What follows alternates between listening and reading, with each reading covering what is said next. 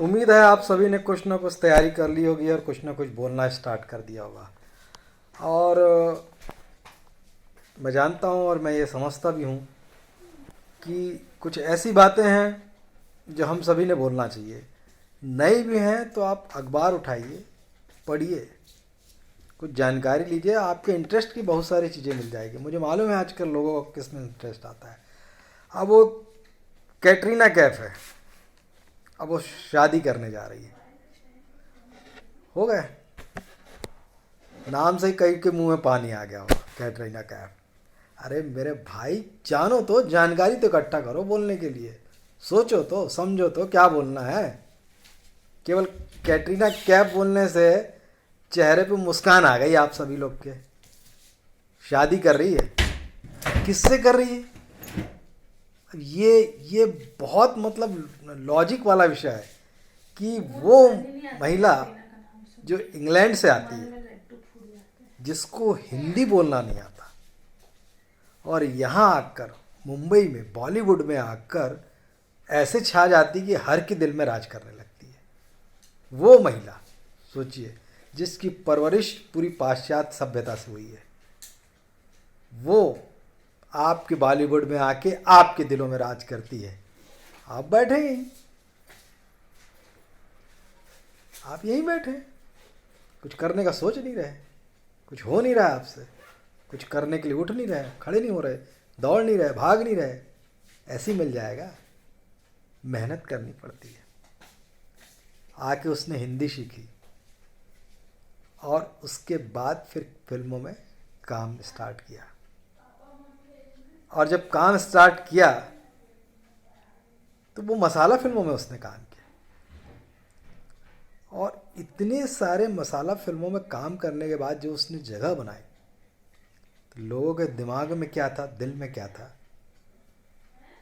कि इसकी शादी किसी ऐसे शख्स से होगी जो इसके समकक्ष हो दिखने में, और जो ये काम कर रही है उसके बराबर।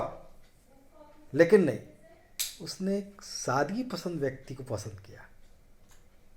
नाम है उसका विक्की कौशल। विक्की कौशल एक ऐसा शख्स है जिसने उरी जैसी फिल्में दी।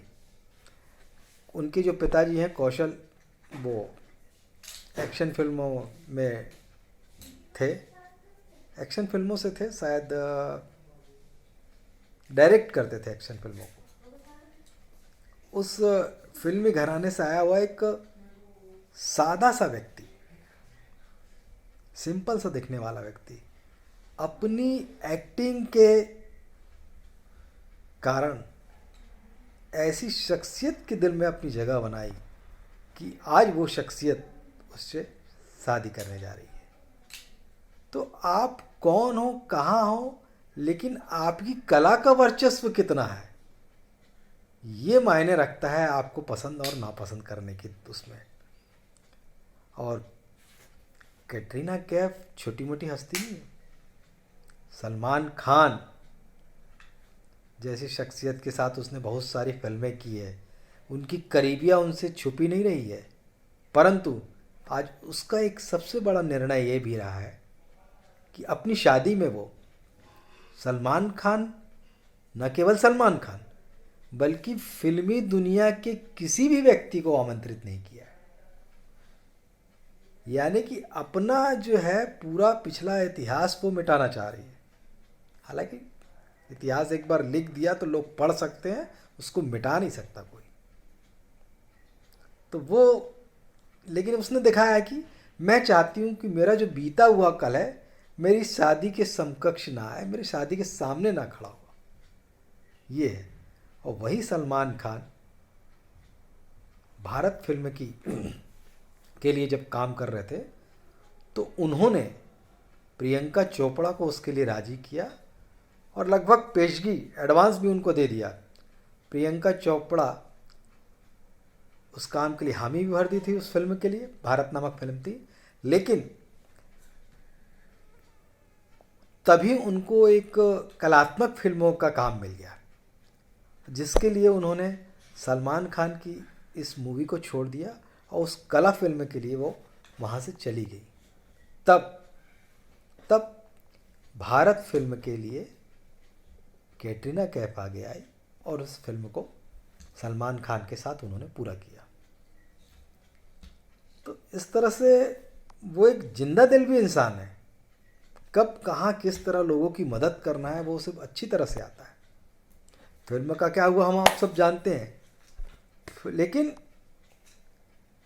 काम आना ये वो बेहतर जानती थी। लोगों के दिलों में अपने लिए जगह बनाना वो बेहतर जानती थी। आज आप कहाँ से उठकर कहाँ किसके लिए क्या हो जाओगे आप खुद नहीं जानते। विकी कौशल लाइक बहुत छोटी सी जगह से आया हुआ व्यक्ति और एक सिंपल सा दिखने वाला व्यक्ति कैटरीना कैफ जैसी लड़की के दिल में जगह बना लेगा, बहुत बड़ी बात है। कैटरीना कैफ भी 7 बहनों के बीच पली बड़ी लड़की है। इसके माता पिता भी बहुत संघर्ष से इनको पाला पोसा और बड़ा किया है, लेकिन अपनी मेहनत और काबिलियत की वजह से दोनों आज एक ऐसी जगह है। और निश्चित रूप से शादी करने के बाद भी दोनों फिल्मों में आएंगे और एक कुछ नई अच्छी फिल्में भी इस जगत को देंगे। चलिए, मैं एक्चुअली आपसे ये कहना चाह रहा था, पूरी बातों का मर्म ये है कि कोई ना कोई विषय आपके पास आ ही जाएगा। आप बोलने तो बैठिए, कम से कम विचार तो कीजिए, कोई सा भी सब्जेक्ट लीजिए और बोलना शुरू कीजिए। जब आप बोलने जाएंगे तो शब्द आपके मुंह से खुद ब खुद निकलेंगे। थोड़ा सा पढ़ लीजिए, थोड़ा सा समझ लीजिए और बोलना शुरू कर दीजिए। और जिस दिन आप बोलना शुरू कर दिए उस दिन विश्व की कोई ताकत फिर आपको बोलने से नहीं रोक सकती। चलिए, ऐसे ही किसी दिन अगले किसी और विषय के साथ आपसे मुलाकात होगी। तब तक इजाज़त दीजिए संजय पवार को। मिलते हैं फिर किसी नए विषय के साथ अगले एपिसोड में। धन्यवाद।